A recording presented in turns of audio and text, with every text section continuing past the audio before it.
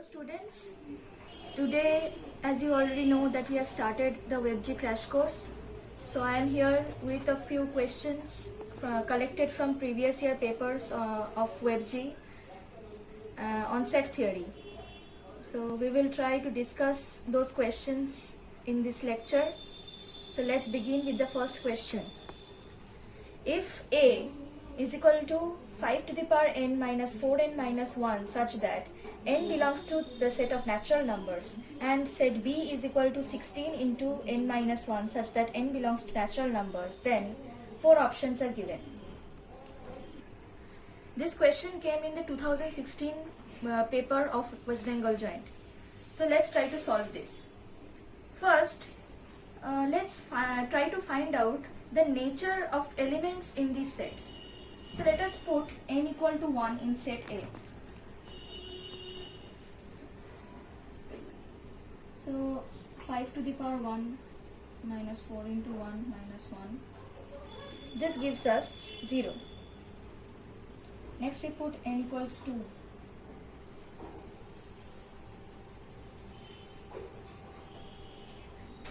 So calculating this we get 16. Next n equal to 3.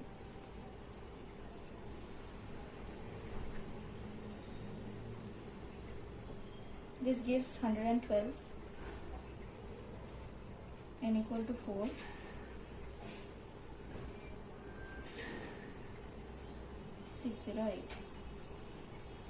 So we get the set as 0, 16, 112, 608, and this goes on.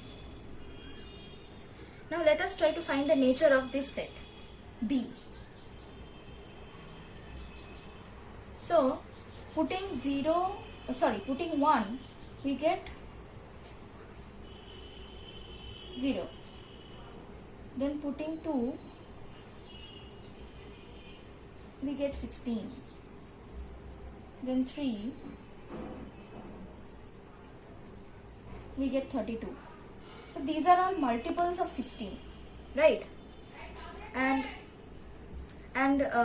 in the set A we can observe that all of these are also multiples of 16, but the gaps are very large. Here these are like AP with common difference 16, and here the gaps are very big. So practically this set lies in between in this set. So this set is a subset of this set because these elements will be present in this set as well. So it is clear that A will be a subset of B. So option C will be correct answer. So let's move on to the second question of my collection, and this question came in the 2017 paper of West Bengal Joint. Let P be the set of all non-singular matrices of order 3 over the set of real numbers, and Q be the set of all orthogonal matrices of order 3 over the set of real numbers. Then 4 options are given.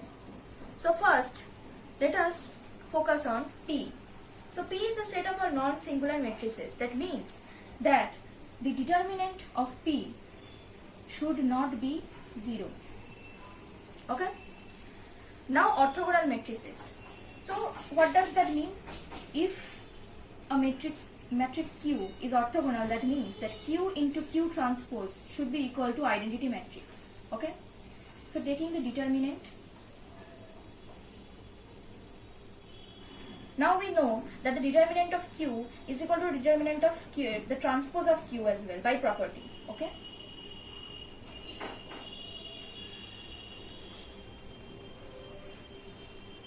So mod Q square is equal to 1.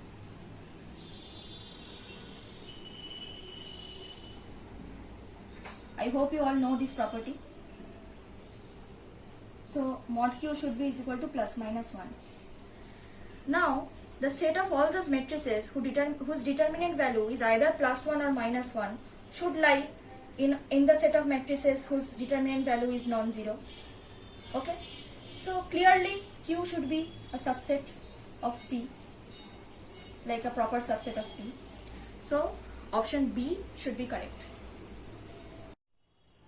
So the third question, there is a set S which has this triplet A, B, C such that A plus B plus C is equal to 21 and A less than equal to B less than equal to C, and there is a set T which has A, B, C, a triplet such that A, B, C are in AP.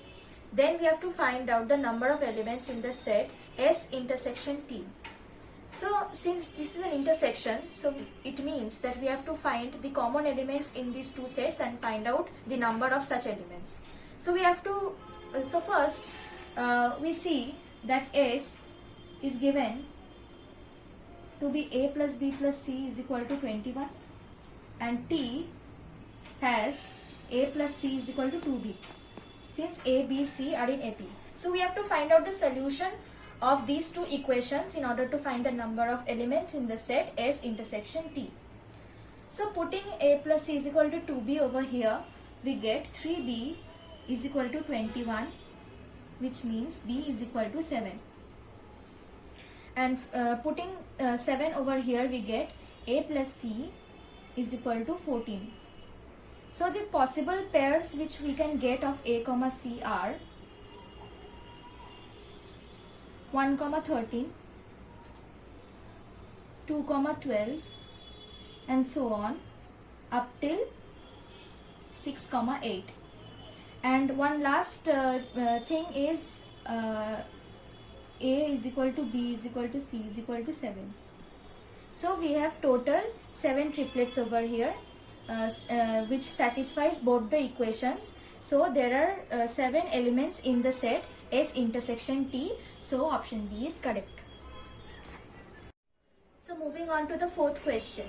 Let P and T be the subsets of the xy plane defined by P is equal to x, y such that x greater than 0, y greater than 0 and x square plus y square equal to 1, and T is equal to x, y such that x greater than 0, y greater than 0 and x power 8 plus y power 8 less than 1.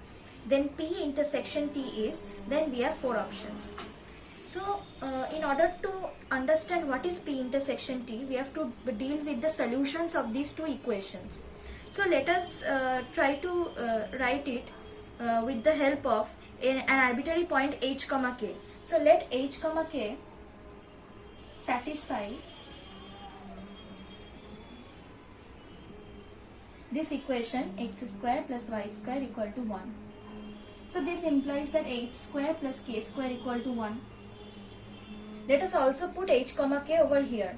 So h power 8 plus k power 8 is equal to h power 8 plus, in place of k power 8 we can write 1 minus 8 square to the power 4, substituting the value of k square. So we can write 1 minus 8 square to the power 4 since k square is equal to 1 minus 8 square. Okay, so expanding this thing, we get 2 into h power 8 minus 4 into h power 6 minus 4h square plus 1. You can expand this and you will get this. Okay, so we try to simplify it so we can understand the nature of this thing. Okay, so we take common.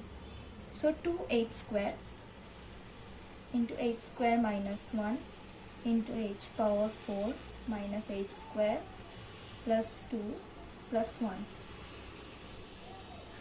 So this looks nice. So over here in h square minus 1 we can substitute minus k square. So this is equal to minus 2h square k square h power 4 minus h square plus 2 plus 1. So one thing you can see that h square and k square should always be positive. Okay, this is easy. Now this, from here, like from this equation you can see that h should always be between 0 and 1. because if it is more than 1, then if it is more than 1, then this thing will not be a positive number anymore. It should be negative so that this holds. Okay, so h should always be between 0 and 1, and if h is 0 and 1, then this thing will always be less than 1.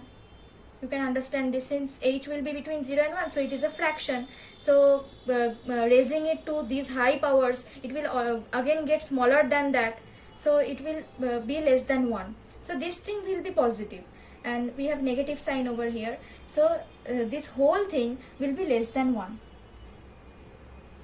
So you can see that all solutions of x square plus y square equal to 1 satisfies this equation x power 8 plus y power 8 less than 1. So this implies that P intersection T is equal to the set P. So option B is the correct option. So now in the fifth question, we have got a very large problem. So let us write down whatever information we get from this problem. There is a group of 265 persons who like either singing or dancing or painting. So let us denote singing with S, dancing with D, and painting with P. So we have got N S union P union D is equal to 265. In this group, 200 like singing. So NS equal to 200. 110 like dancing. So ND is equal to 110. And 55 like painting. So NP is equal to 55. If 60 persons like both singing and dancing, that is NS intersection D, that is who like both singing and dancing, is equal to 60. 30 like both singing and painting. So NS intersection P is equal to 30. And 10 like all three activities. That means NS intersection P intersection D is equal to 10. Then the number of persons who like only dancing and painting is, so we have to find out NP intersection D minus NS intersection P intersection D. This is because it is written only. If it was written like this, like both dancing and painting, then we have to consider only this. But since only this is written, so we have to omit those possibilities where singing is also included. So we have to find out this. So we know a formula that NS union P union D is equal to NS plus NP plus ND minus NS intersection P plus NS intersection D plus NP intersection D plus NS intersection P intersection D. You all know this formula. You should know. So we substitute the values over here. So we get 265 is equal to 200 plus 55 plus 110 minus 30, 60. This we don't know. So NP intersection D plus 10. So solving this, we get that NP intersection D is equal to 285 minus 265 is equal to 20. On solving this, you will get this only, okay? So we have to find out this. So simply NP intersection D minus NS intersection P intersection D is equal to 20 minus 10 is equal to 10. So we get option A as the correct answer. So the last question in the collection, this is also a very large problem like the last problem. So we have to first write down all the information we get from this huge problem. So there are 100 students in a class. In an examination, 50 of them failed in maths. So let us first denote NM as the number of students who failed in maths. So NM is equal to 50. 45 failed in physics.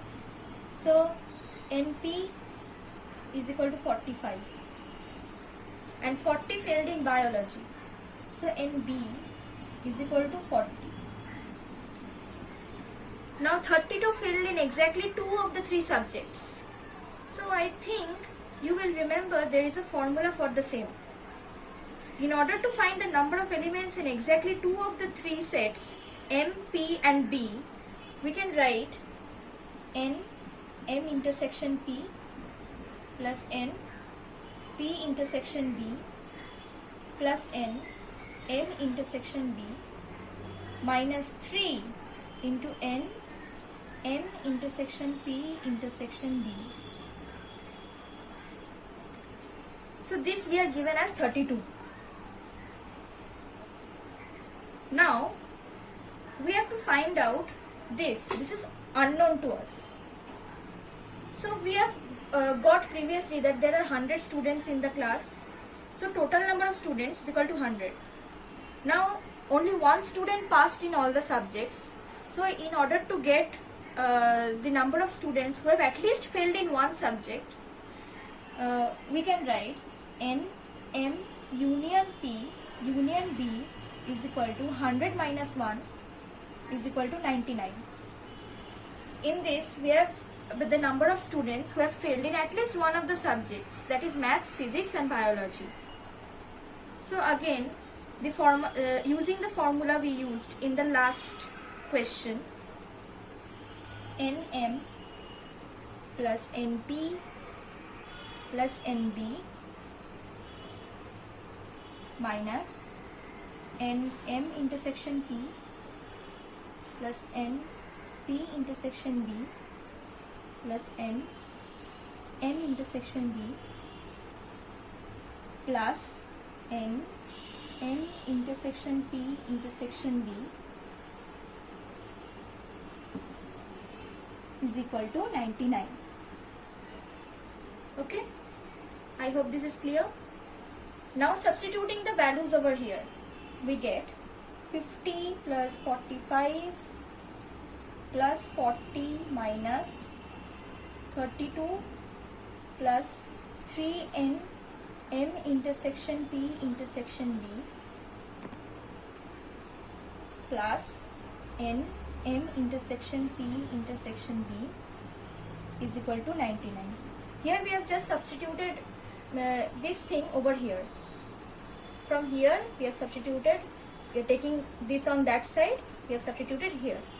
Okay, so this implies 135 minus 32 minus, solving these two, minus 2n M intersection P intersection B is equal to